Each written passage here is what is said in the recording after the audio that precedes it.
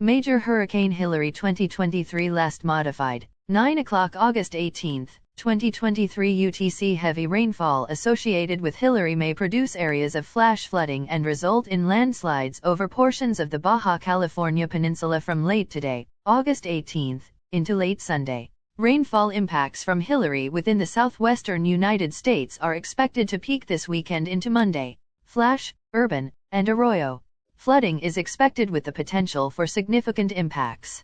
The threat of hurricane-force wind impacts is increasing along the west-central coast of the Baja California Peninsula, where a hurricane watch is in effect. Tropical storm conditions are expected to begin across the southern portion of the Baja California Peninsula later today and then spread northward through the weekend. The threat of significant wind impacts continues to increase for the northern portions of the Baja California Peninsula and the southwestern United States, especially in areas of mountainous terrain.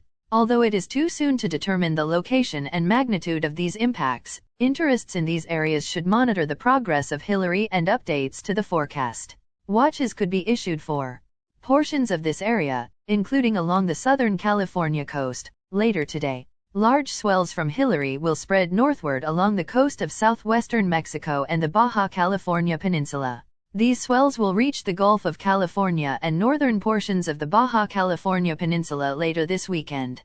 Hilary's satellite presentation has continued to improve overnight, with a solid ring of cold cloud tops surrounding a warming eye. TAFB and SAB provided consensus Dvorak estimates of T6.0/115 knots, while objective estimates are a bit higher, between 125 to 135 knots. The advisory intensity is therefore set at 145 miles per hour, 125 knots, as a blend of the various estimates. Hilary has rapidly intensified by a remarkable 75 miles per hour, 65 knots, over the past 24 hours. The hurricane remains large, and the initial wind radii have been adjusted based on a recent ASCAT-C pass. An Air Force Reserve Hurricane Hunter aircraft is scheduled to investigate Hilary around midday and should provide a more precise estimate of the hurricane's intensity. The hurricane continues to move toward the west-northwest, or 300/11 knots.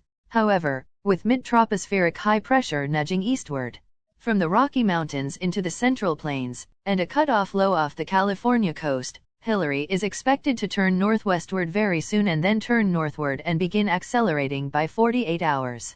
The track guidance is more tightly clustered than usual during the first 72 hours of the forecast, and therefore there is relatively high confidence in the NHC track forecast, which is essentially unchanged from the previous advisory. Since Hilary's forecast track parallels the coast from the central Baja California Peninsula northward to southern California, it is still nearly impossible to predict an exact landfall location, not to mention that Hilary's exact landfall probably won't make much difference when it comes to the expected hazards and impacts in the region. Hilary could strengthen a little more during the next 12 hours or so. However, once hurricanes reach major hurricane strength, they are prone to fluctuations in intensity, particularly if an eye wall replacement begins. In addition, oceanic heat content will be dropping significantly in 24 to 36 hours, and it's likely that Hilary's large wind field will mix up cooler water ahead of the arrival of the center. This colder water, as well as potential interaction with the terrain of the Baja California Peninsula, is expected to induce faster weakening over the weekend, with Hilary likely to drop below hurricane intensity sometime on Sunday. Due to its accelerating motion in 2 to 3 days, Hilary is still expected to be producing tropical storm force winds when it reaches southern California. The surface circulation is likely to dissipate soon after moving into California, but a day 4 remnant low point is still shown over the western U.S. for continuity.